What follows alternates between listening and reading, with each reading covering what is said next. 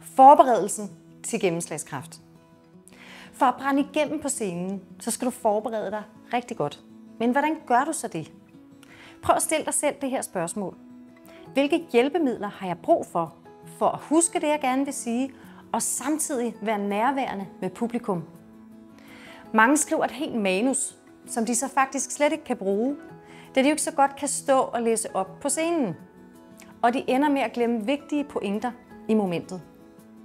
Eksempler på hjælpemidler kan være cue cards med stikord, eller slides, eller måske er det noget helt tredje, du selv finder på. Find ud af, hvad der passer til dig, og det du gerne vil formidle, og hvad der passer til dit publikum. Og øv noget mere. Rigtig god fornøjelse. Vi glæder os til at se dig. Book en gratis prøvesession på paob.dk.